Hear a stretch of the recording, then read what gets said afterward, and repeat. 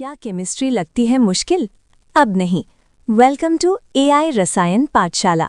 चलिए शुरू करते हैं आज की क्लास। कभी सोचा है, एक ऐसा अनदेखा बहाव है जो पौधों को जिंदा रखता है, हमारे शरीर को चलाता है और यहाँ तक कि समुद्र के खारे पानी को भी मीठा बना सकता है। चलिए आज हम इसी कमाल के साइंटिफिक प्रोसेस को समझते हैं जो हमें सबसे कीमती तोहफों में से एक देती है, शुद्ध पीने लायक पानी। ये एक अजीब बात है ना। हमारी दुनिया पानी से तो भरी हुई है, लेकिन फिर भी पीने के पानी की इतनी कमी। और इसका विलन कौन है? नमक। तो सवाल ये है कि हम इस विशाल खारे महासागर को जिंदगी देने वाले ताजे पानी के सोर्स में आखिर बदलते कैसे हैं? तो इसका जवाब छिपा है एक प्रोसेस में, जिसे कहते हैं रिवर्स ऑस्मोसिस। हाँ, नाम सुनने में थोड़ा टेक्निकल लगता है ना? पर यकीन मानिए, इसके पीछे का कॉन्सेप्ट बहुत ही सिंपल और दिलचस्प है। आइए इस प्रोसेस के पीछे की साइंस को परत दर परत खोलते हैं। तो किसी भी प्रोसेस को रिवर्स करने से पहले, मतलब उलटने से पहले, हमें ये समझना होगा कि वो प्रोसेस सीधे सीधे कैसे काम करती है ना? मतलब नेचर में चीजें नॉर्मली कैसे चलती हैं। तो चलिए यहीं से अपनी साइंटिफिक जर्नी शुरू करते हैं। चलिए सबसे बेसिक चीज से शुरू करते हैं, डिफ्यूजन। जरा सोचिए, पानी का एक साफ ग्लास है और उसमें हम स्याही की एक बूंद डालते हैं। क्या होगा? वो बूंद एक जगह टिकी नहीं रहती, सही कहा ना? वो धीरे धीरे फैलना शुरू कर देती है। जहां वो ज्यादा है वहां से उस तरफ जाती है जहां वो कम है, और तब तक फैलती रहती है जब तक पूरा ग्लास एक ही रंग का ना हो जाए। बस यही है डिफ्यूजन, नेचर का बैलेंस बनाने का अपना तरीका। अब ऑस्मोसिस को आप डिफ्यूजन का ही एक स्पेशल केस समझ लीजिए, लेकिन इसमें एक ट्विस्ट है। एक गेट कीपर आ जाता है बीच में, जिसे हम साइंस में सेमी परमिएबल मेम्ब्रेन कहते हैं। सोचिए, ये एक क्लब का बड़ा ही सिलेक्टिव बाउंसर है। ये पानी जैसे छोटे मॉलिक्यूल्स को तो अंदर आ जाओ बोलता है, लेकिन नमक जैसे बड़े मॉलिक्यूल्स को बाहर ही रोक देता है।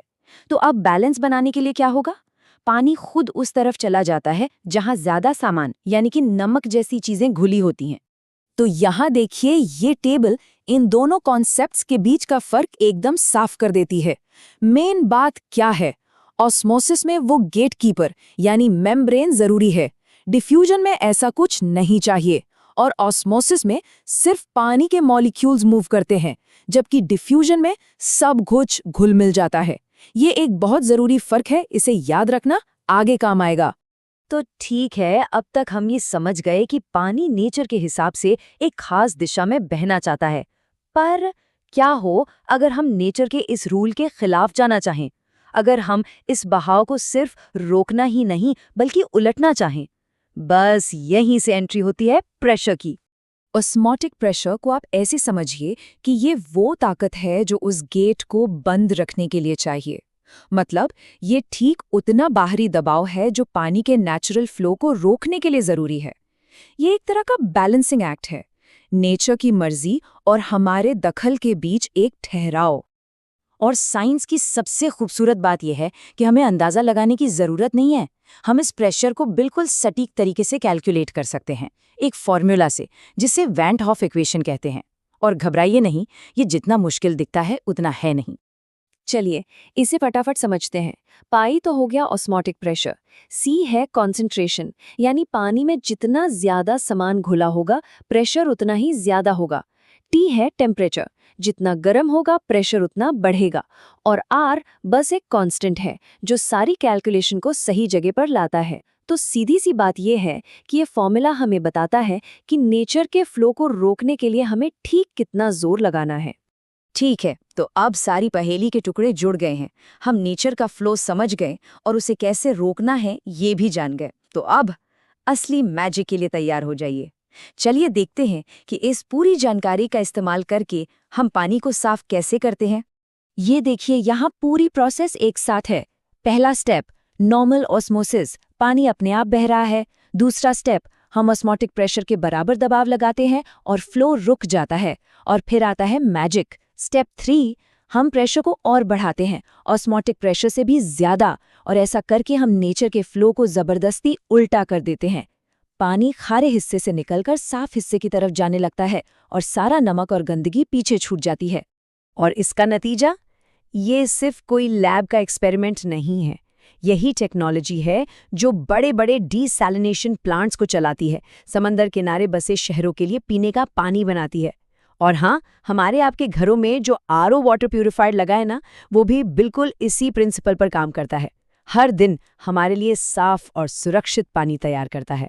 लेकिन रुकिए, कहानी सिर्फ मशीनों और टेक्नोलॉजी पर खत्म नहीं होती। असल में ये प्रोसेस इससे कहीं ज्यादा बुनियादी है। ऑस्मोसिस तो जिंदगी की भाषा है। ये इसी वक्त हमारे शरीर के हर एक सेल के अंदर हो रहा है। तो मतलब की बात यह है, सब कुछ बैलेंस का खेल है।